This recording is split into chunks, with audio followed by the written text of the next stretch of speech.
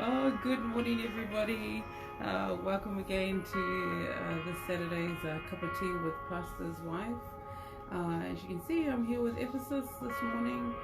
If you want to say good morning, darling. Good morning. We hope everybody's waking up to a beautiful day today. I know in Brisbane it's going to get quite warm today. I hope you've got your cup of tea. I've got a nice good cuppa here. It's probably about just after 7:30 this morning here in Brisbane, and hope everyone can hear us okay. So I just want to say good morning to everybody again. Thank you for joining us this morning for a really, I guess I've always said it's going to be a very nice short encouragement because, you know, often enough we need to be able to remind ourselves that, you know, we are walking in His light, and we want to project off positivity. We want to be able to encourage and motivate each other to keep pressing on for the Lord, because, you know, we are humans. We aren't perfect, but we will strive to be, and sometimes we just need positive encouragements around us to sort of keep pushing on.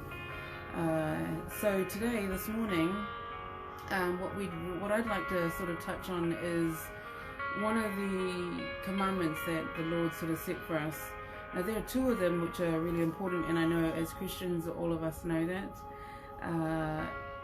One of them is from, I'll get it here for you, it's with Mark chapter 12 verse 31, and you know, with this particular scripture, it weighed really quite heavily on me this week, and it reads, "And the second like it is this, you shall love your neighbor as yourself.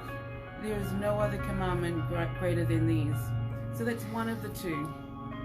And so I sat this week because I had a couple of challenges that came up, and this scripture came to me, and it's what came to light was about the fact that we can't offer something when we don't have it.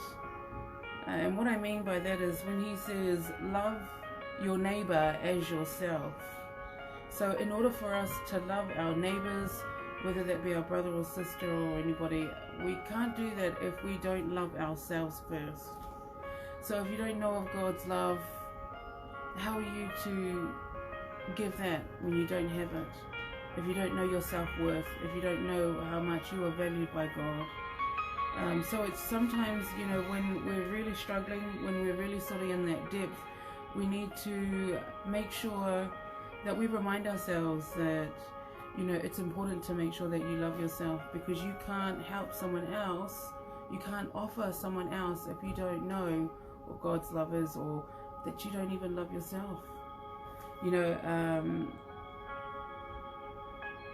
sometimes I know that a lot of, you know, my sisters out there that do go through stages in their life where they really have hit a brick wall, they fall into that depression mode, or, you know, they feel that they're not worthy or they're not wanted. But I really encourage you to just go back to His Word, spend as much time in His Word, you know, keep calling out to God, keep praying, because He knows what's on your heart. He can see everything. So I encourage you to remind yourselves that we are loved. You know, He loved us first. And we need to understand that. We need to understand that, you know, what love is. Love is when God sacrificed His Son for us. That's not just a general love. It's not just a mother-daughter, mother-son love. It's a completely different kind of love. It's an unconditional love that He has for us. That is the definition of love. God is love. So, you know, until we can grasp or to hold on to that and understand that, we have nothing to offer to our neighbors.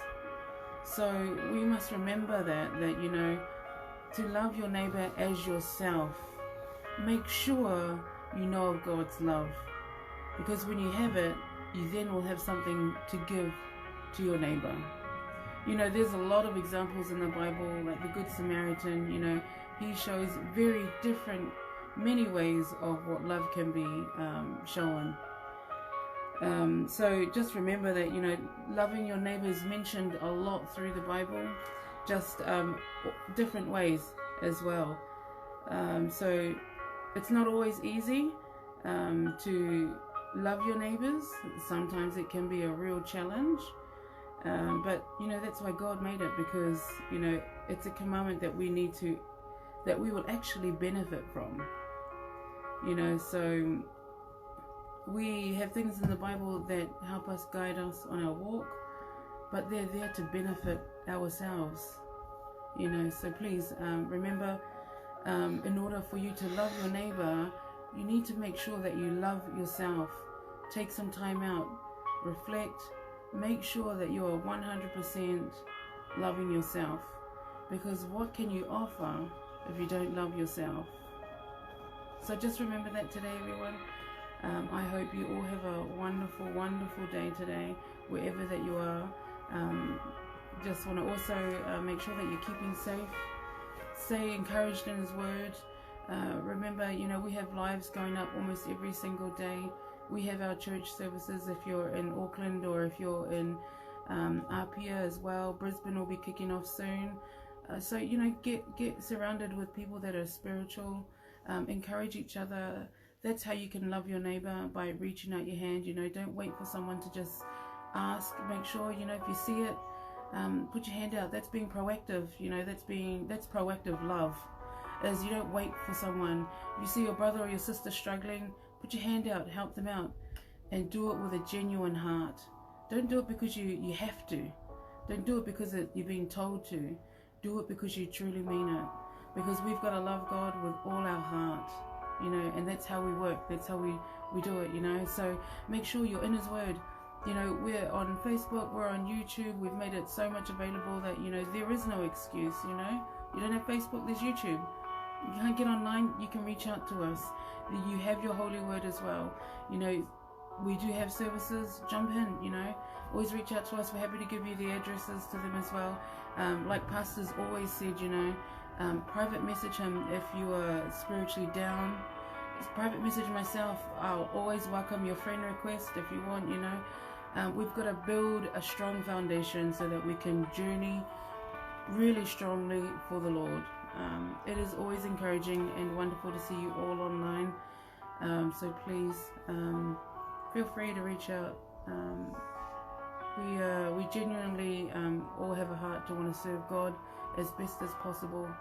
And what better way to do it when we can all sort of connect together, and God being the reason why we do it. You know, He is our change. He is my change.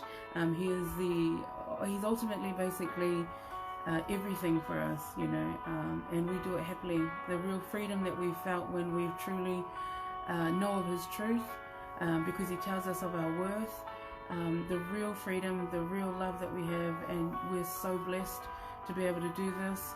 So please, you know, feel free, reach out to us. However down you feel, please connect with us. Give your burdens to the Lord, you know. He hears it, and in His time He'll speak to you. So just know that you are loved. You are worthy of all of His love. So be bold. Don't fear people. You need to fear God. Be willing to, you know, stand up for His truth, and the real truth. Sometimes it's not what we want to hear, but it's the best way that conditions our spiritual walk.